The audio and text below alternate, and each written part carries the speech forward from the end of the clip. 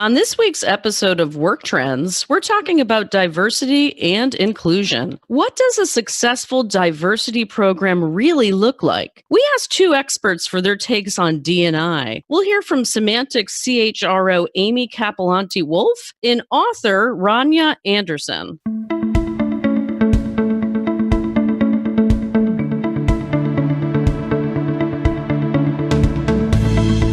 Welcome to the Work Trends podcast from Talent Culture. I'm your host, Megan Mbiro. Every week, I interview interesting people and brands who are reimagining work. For more information, be sure to check us out at talentculture.com and join us live on Twitter every Wednesday at 1:30 p.m. Eastern using the hashtag WorkTrends. Thank you for listening to the Work Trends podcast. Now we want to hear from you and what you think about the podcast, what you like, what topics you want us to cover in 2019, and where you think the world of work is going. Please take our very brief feedback survey today and tell us what you think. The survey is live and available at talentculture.com/survey. Thanks again for tuning in. I'm joined by my friend and co-host, Kevin W. Grossman. Megan Mbiro, how are you doing today? I'm doing pretty well. Really excited about all this holiday hoopla and really what's ahead for us in 2019. These are interesting times. Absolutely. And based on a feedback survey we did recently with the Talent Culture and Work Trends community, we're planning even more insightful shows, going to push those boundaries a bit and taking a new look at HR, recruiting, talent management, leadership, and related business topics. I know. Can't wait. This is all good stuff. I mean, in some ways, we're continuing what we've been doing. And in other ways, these are still disruptive times. So there's a lot more to learn and do. Oh, absolutely. Can't wait. It's going to be a great year in 2019. It's been a great year in 2018. So let's get to the news now, since we're talking today about the critical business topic of diversity and inclusion.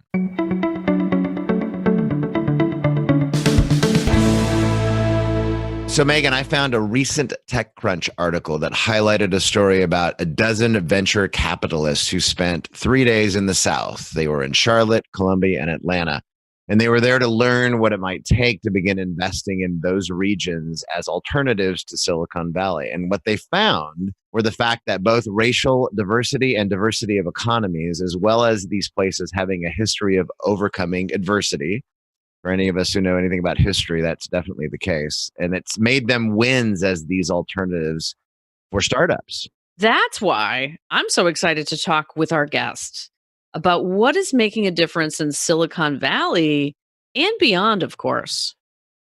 Exactly. And according to the same article, if a startup can make it in Orangeburg, South Carolina, a manufacturing town with a median household income of $29,000 per year, it can make it anywhere. And that's just what they're finding in these markets. It's pretty interesting stuff. Pretty cool. Well, then let's get to our first guest.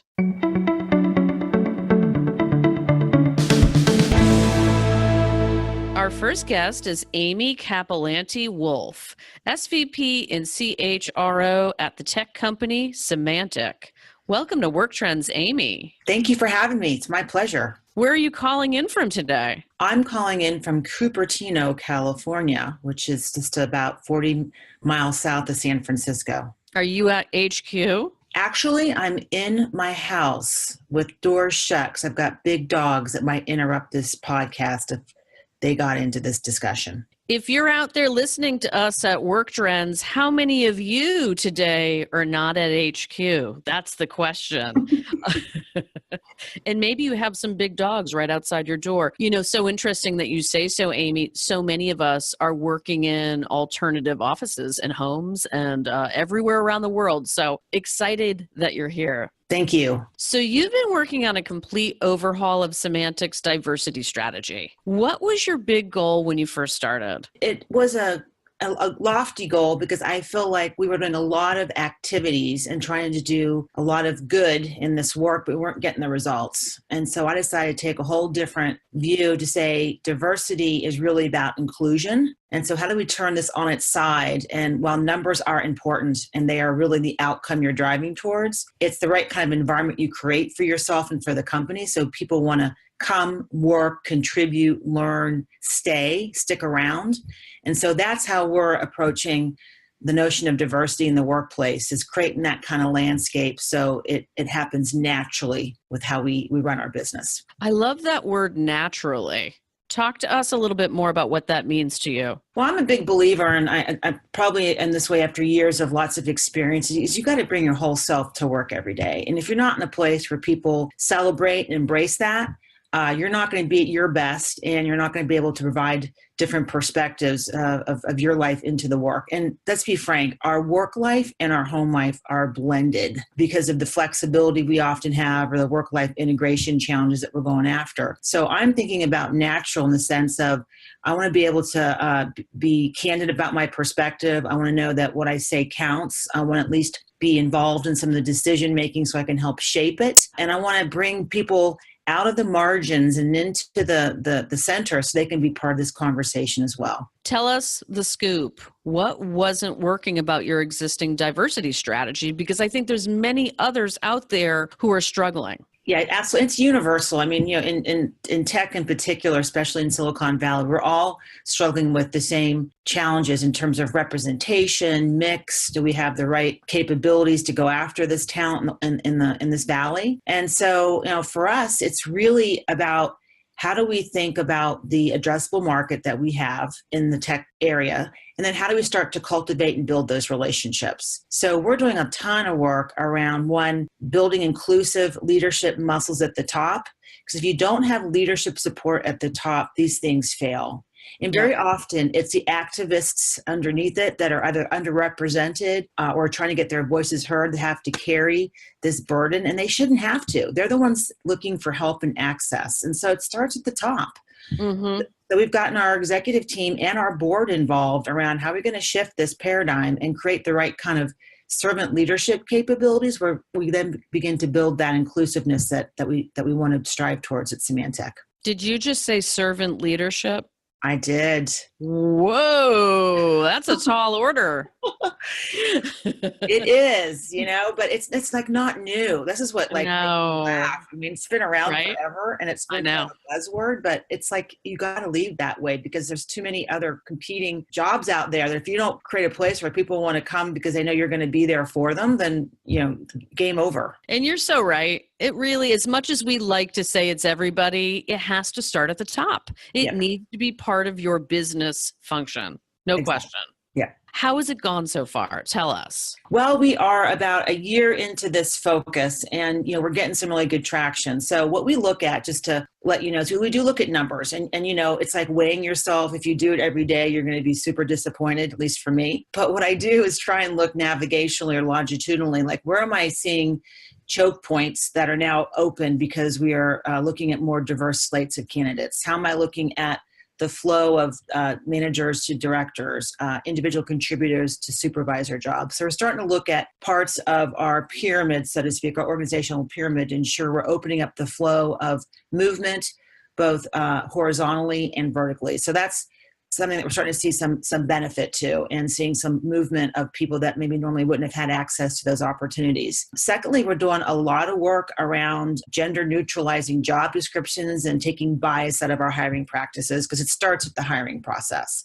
Mm-hmm. So educating managers around how to really think holistically about a candidate, this notion of you're going to go hire 100% candidate against the job description is nuts. You never find someone completely perfect. Yeah, you never find someone completely perfect. And so we've got to be opening up our armature about, hey, we know that they're 70% capable for the job. The other 30% I can help build because they're smart, they're high potential. I'll teach them. And so how do you kind of build that mindset into our hiring practices so that we can really open up the pipeline to different perspectives, different experiences? Tell us more specifically about some of these changes for other people out there who may want to put something in place. Sure thing. Well, we're looking at it so we're kind of approaching it with 3 pillars. The first one's building awareness. We had some good stuff going on. We've got these amazing employee resource groups. We have a strong platform for how we talk about diversity. We've got wonderful awards around being one of the most ethical companies in the world, like many years running, a CSR. So we've got some really cool things that we just haven't amplified. So how do you start getting people listening and participating in some of the cool things that are already going on? We've also gotten our leadership team and our CEO to be a part of the CEO pledge with PwC, which is a universal thing that we're trying to get CEOs to buy into so they can be part of the change effort. So he's firmly, Greg, our CEO, stepped into that. So there's a whole awareness chain. The next sort of pillar is around thinking about the bias piece of it. So how do you build manager capability? How do you gender neutralize job descriptions? How do you have diverse hiring slates? So we're going to mandate very shortly that before a requisition can be closed, when you have a rec open to hire somebody, you have to have shown that you had a diverse slate so that you're really opening up the candidacy for people to be considered for the role. And the same thing for diverse hiring panels, which we already have in place, is that you have to have a diverse panel of people that are interviewing candidates so people see, hey, there's people that are like me that are assessing me. So how do you bring more of that into fray? So cleaning up some of the hiring practices, I would absolutely suggest, because that's where things really start to show that you're serious about this stuff. Mm-hmm. That's true. That's where the rubber meets the road. It does. It does. What big roadblocks have you faced? Well, one, it goes back to like, I want to hire in my image. You know, when you do succession planning and you see someone have everybody in their organization as successors to key roles in their jobs, and they're not opening up and casting a wider net. So what I'm trying to do is get our leaders to think about, you don't want to hire in your own image, because if you have homogeneous thinking on a team, you're not going to get to the best results. And I always make this comment, it's a bit controversial, but I've never had to rationalize or make a business case about why white guys are better than a diverse set of employees in a room, right? So why do I have to make the case for why diversity is a good business decision? Mm-hmm. So for me, it's really around, why is this a good business case for how you run your business, and how do I proliferate that around the company? We're 12,000 employees. We're a 37 or 38-year-old company. We're in 40 countries. So this is a journey, because to get everybody sort of focused and not only like it's the right thing to do, but give them the right kind of tools so they know how to do this stuff is probably our biggest challenge. I'm not meeting with resistance, but I'm meeting with, how do I scale it and how do I make it real for folks so they can actually take these tools and apply them every day. What have you learned? What are some key takeaways from this process? For me personally, I'm very outcome driven. I mean, that's kind of how I've grown up in the work I do. But sometimes this work is really around kind of building activities that will then lend themselves to outcomes. So the tactics kind of matter, you know, like getting it right around taking bias out, measuring some of the things we want to measure related to candidacy, slates, the amount of people coming through our interviewing practices, dashboards. Like people, those things are I think really, really critical, because you can go after that big strategic goal of diversity, but it's really amorphous if you aren't really clear about the tactics that are going to get you there.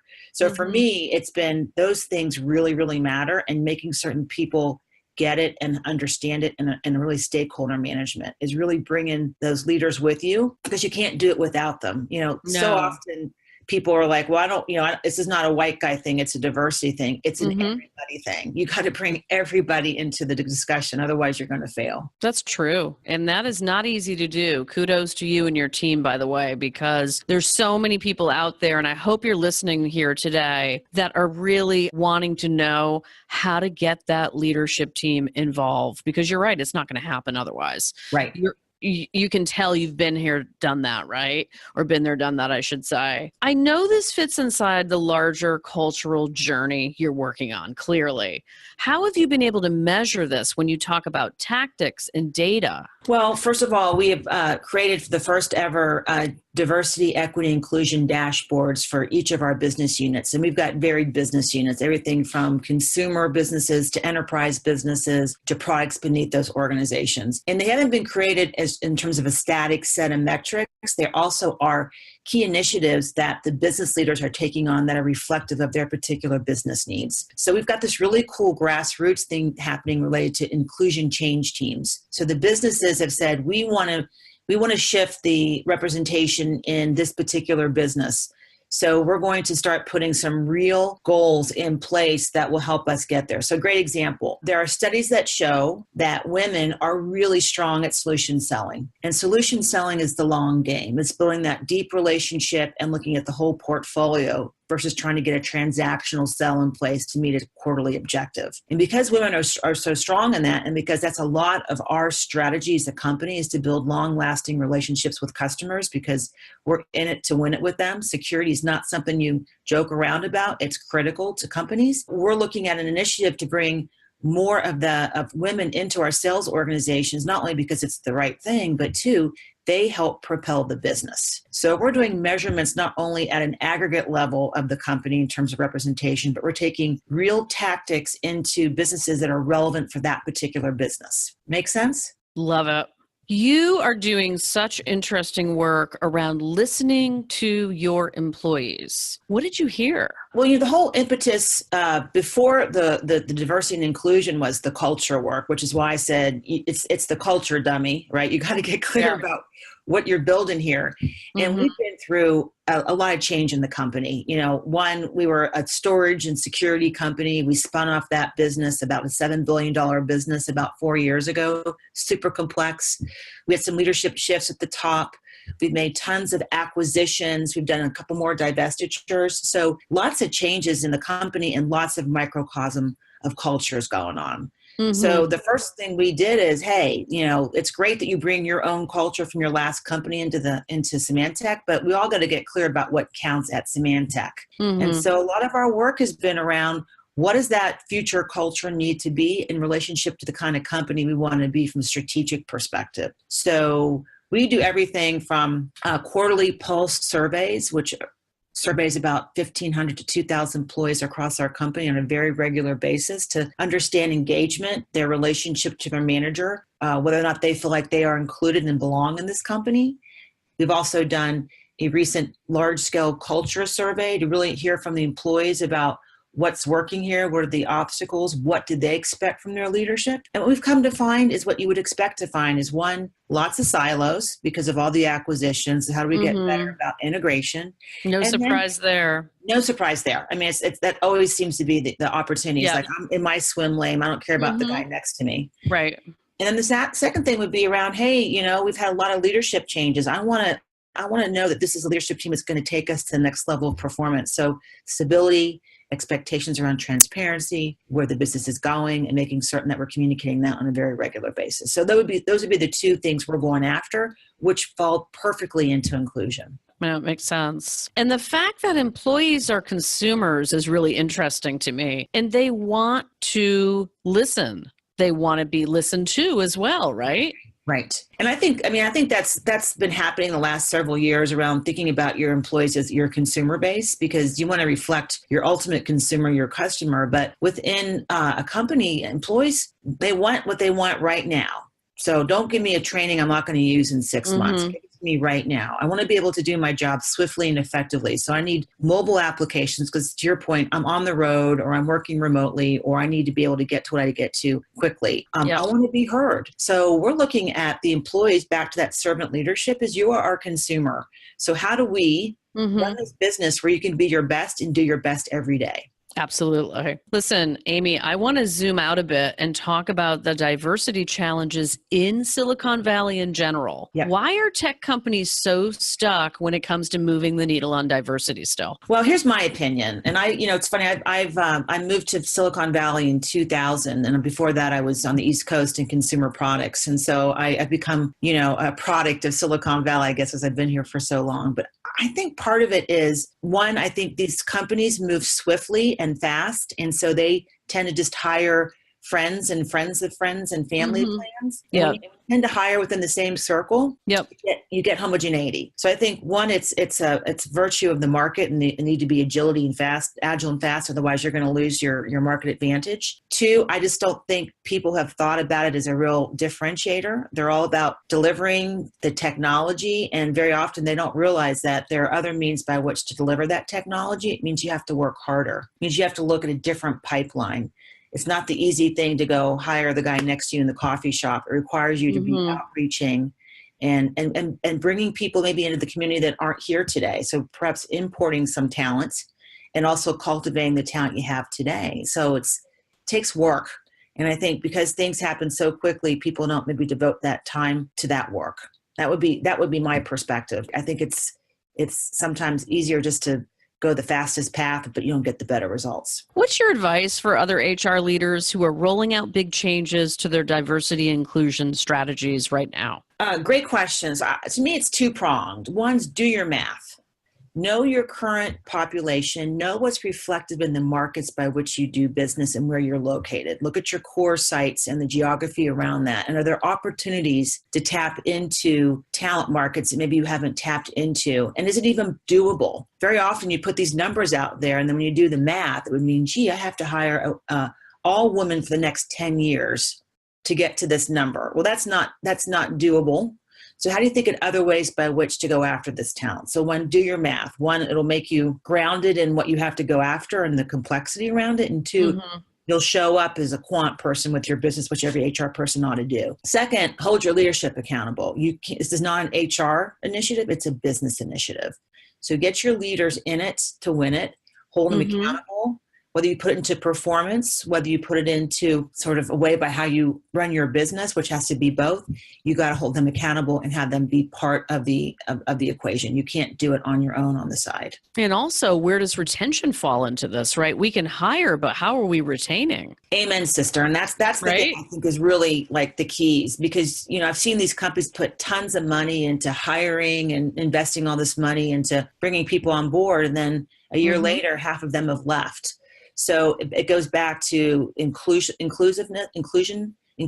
belonging, making certain you've got the right kind of capabilities that you're building in them, development paths, mentoring. At the end of the day, people want access. They don't want to get the job because they're a diverse candidate. They want the opportunity to prove what they can do.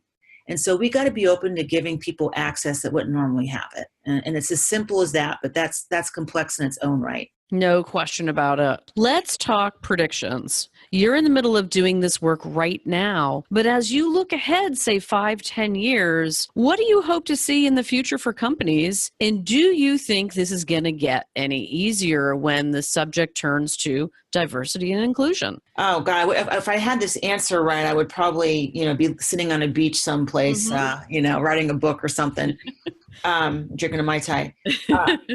I think, in my ideological view, which I'm pretty practical, but I have to think about it this way, is that in 10 years, diversity isn't even talked about because it's so much a part of how we operate. I gave an example recently in that, the days when you are applying for college or you're applying for, something or voter registration, you have to mark, are you Caucasian? Are you African American? Are you American Indian? Are you Hispanic? Et cetera, et cetera, et cetera. And, those boxes really don't matter anymore because we're so blended. There's no single box that represents an individual these days. Everyone's, growing up in different environments with, different people coming together to create families. So I'm hoping some days those boxes go away because they don't matter because it's what people bring to the table every day. And that's considered the diversity we're looking for. And then from that flows those types of representations. So that would be my hope, is that we're not talking about diversity anymore because it's so ingrained in what we do every day. It's not even an initiative. It's just a way of life. Well, listen, Amy, thanks for stopping by and sharing all this wisdom with us. You definitely are well suited for your role. Thanks, Megan. It's great talking to you, and happy Friday to you and your listeners.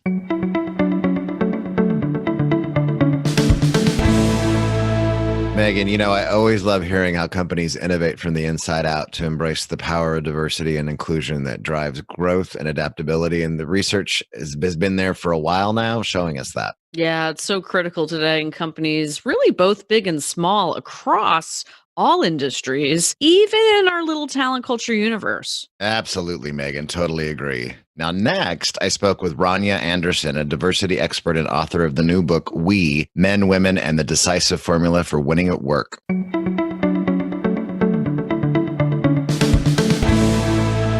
Rania, thank you so much for being on Work Trends. In your book, We, Men, Women, and the Decisive Formula for Winning at Work, you map out exactly what men can do to support women at work. From your perspective, what are the most common questions that you hear from men when it comes to gender equality at work today? Yeah, Kevin, what men are asking me for are specific guidance and specific actions they can take. The what to do rather than the what not to do. And men share with me that they're often left out of these conversations, or when they're involved in them, it's all about the negative, the shaming, the blaming, sexual harassment, unconscious bias, rather than what they can proactively do to improve their own business performance by working more effectively with women. What steps they can take to recruit, what actions they can take that will increase retention, how they can lead with women. And so I strive in the book We to be prescriptive in that way and provide a framework that both men and women can take to work better together. Don't you think that this is where a big part of inclusivity is so important, right? Because when I hear men, especially in the past 2 years with the Me Too movement and Time's Up and other movements that are really helping to empower women in the workplace and beyond, more so than we've seen, at least even in my lifetime or my wife's lifetime for that matter. When I hear men saying, wow, I don't know what to say anymore, I get irked by that.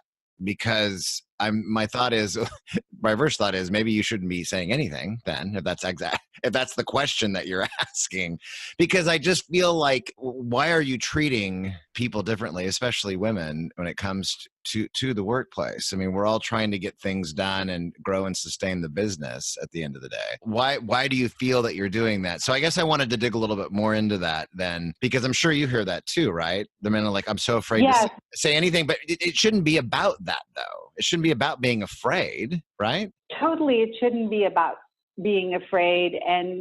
But men, as you say, some of them are being immobilized. And so what I do is to steer us away from just talking about the negative and fixing the negative and the sexism, because that only gets us to neutral. And neutral is not good in my book. So what I focus on is, how do we go from where we are to where we want to be, which is to have high-performing teams that are gender balanced and where we have diversity of thought and people feel included. So I try to steer the conversation away from this worry and angst, which, like you say, why do you have it, or how can you address it? But more towards, how do we make this more productive? And then I feel that the space is open, men feel invited and engaged in the conversation, and then I can go back to some of the harder topics. No, that's a really, really good point. I know that in my incarnations in the world of work over time, I haven't always done everything in the best way, I guess I'll say, when it comes to working with women and or men for that matter. But one thing I have learned is that, again, being more inclusive with more transparent, I'm using buzzwords, but this is really important. Communication and feedback are really, really critical in any relationship, inside or outside of work, period. Right. And I know, those are the things that I've worked on, is when it comes to working with and for women, and again, and or men, is just really being more communicative on a regular basis and being clear with each other, setting boundaries as well. Again, I'm not talking about the extreme negatives that we opened up with. I'm just talking about just setting boundaries and when I'm available to meet and discuss, and, just things that we need to do to have better, healthy working and personal relationships, right? Don't you think? Absolutely. So let me build on that and use a very specific example.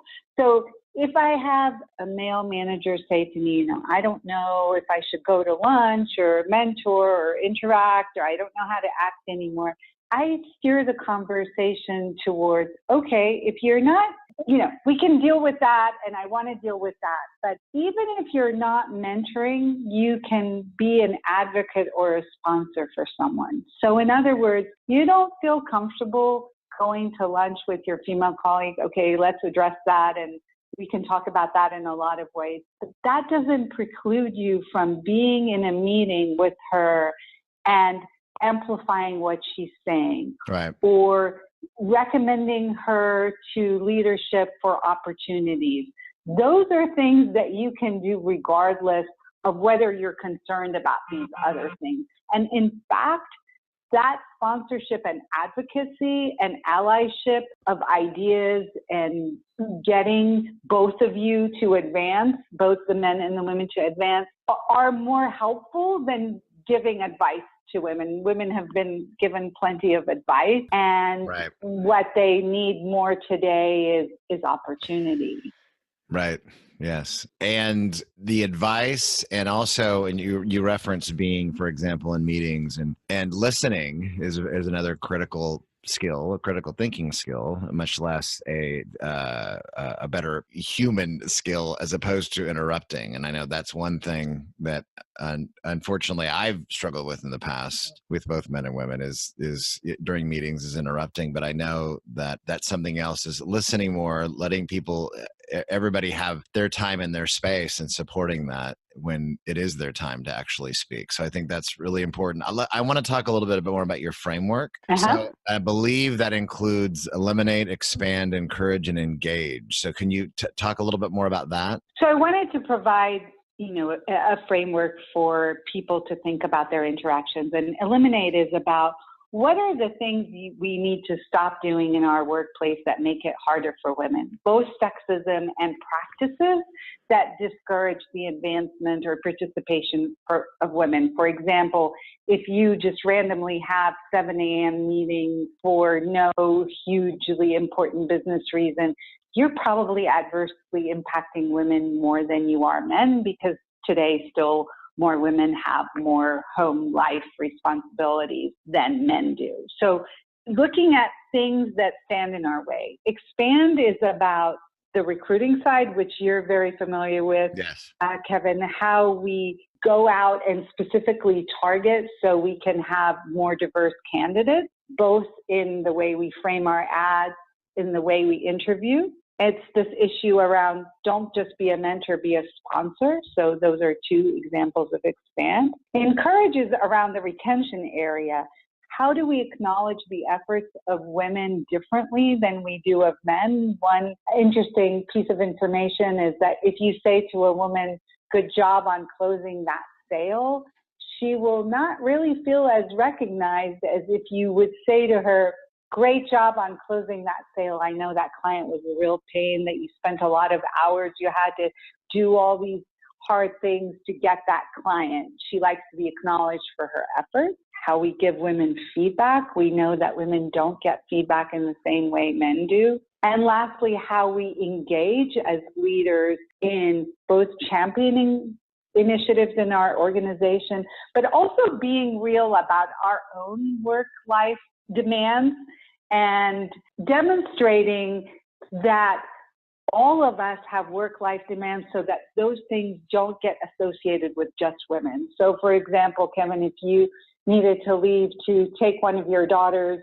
to some sort of practice or do something with your daughter, you would tell everyone that's why you were leaving the office. I call it leaving loudly. You wouldn't just say, hey, I have an appointment outside the office. You'd say, I'm taking my daughter to XYZ. Again, very decisive, clear communication. And it sounds like even more so with women but than with men, right, is what you're suggesting there too. And I completely agree. I know that my wife and I, you know who Dr. Brene Brown is? Yes? Of course. Yeah. Yes. So my wife and I are consuming a lot of her work now, and we're doing it together, and it's very much making it, even our own partnership, much more closer. I really love the work that Brene does, and one of those things that I have been on recently, what I was just passed in one of her books, is being able to sit with your discomfort for a few before you make that next step. Open your mouth, do something, say something, whatever, when you're in situations like this, and to understand why you're feeling that way. And I think that's really important. I think maybe for me as a man, I would recommend to other men to be more in touch with that, right? Why do I feel the way that I feel right now in this work situation, and what can I do to rectify it so that it's also it doesn't snowball in the wrong direction as well. Yeah, I love what you just said about that discomfort and you are just not comfortable. And also recognizing that part of your discomfort is you're not necessarily you, Kevin, but the person in that situation may not be expert at that type of relationship yet, that we are novices at doing this type of work and we feel uncomfortable because we haven't practiced it enough. So fine, let's try it. And the response from our teammates, and this is where women come in, is when you try something, Kevin, in the workplace that you're trying for the first time and you don't get it exactly right, I have to be tolerant and understanding and assume positive intent so that you will try it again and you will become more comfortable with it and feel like repeating it. Exactly. So Rania, what's your message to those listening who feel that their employers they're not doing enough to promote diversity and equality at work? What would be the one thing that you'd say first? If you work in that kind of workplace, don't be discouraged because your personal actions, that's what the book We is all about, is your personal actions. So even if we're working at Weinstein and Company, you can create an environment with your team that is inclusive. And yes, it would be much better if the entire organization would do so. But even if they're not, taking daily simple actions that make a different workplace for both men and women creates better results. Exactly. Completely agree. And I can tell you on behalf of all those I've ever worked for or with and or who have managed and through today and in the future and my own wife and 2 young daughters that I have, I thank you for the work that you're doing because I think it's very important for the workplace today. I think that a lot of times, for the longest time, unfortunately, we flail a lot, right? We flail a lot in our professional and personal development, and we need guideposts such as your book. So thank you for that work that you've done, Rania. Thanks, Kevin. I want to tell the listeners that it's not as we make it out to be so complicated and like we can't solve it. And it's not an intractable problem. It is a problem that can be solved with simple daily interactions and the types of things we've been talking about: listening, being proactive, being intentional about the way we interact, not to help women. I think that's one of the biggest things that I want to convey. We're not doing this to help women. We're doing this to help ourselves and to help our organizations, to help our businesses, and to help our economy and to help our society. Right. And when we look at it through that lens, that we all win, it gets much easier to take a step forward. Excellent. Well, thank you so much for ending on that note, Rania, and it has been a pleasure having you on Work Trends. Thanks, Kevin.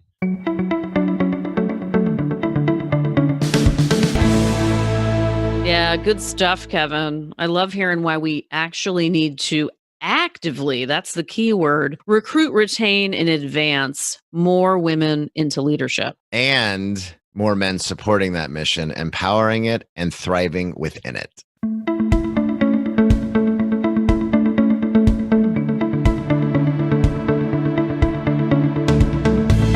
Thanks to listening to Work Trends from Talent Culture. Join us every Wednesday at 1:30 p.m. Eastern for a live Twitter chat with our podcast guest. To learn more about guests featured on today's show, visit the show notes for this episode at talentculture.com and help us spread the word. Subscribe to Work Trends wherever you listen to podcasts. Leave us a rating, review in iTunes. Share Work Trends with your coworkers, your friends. Look forward to it. See you next time.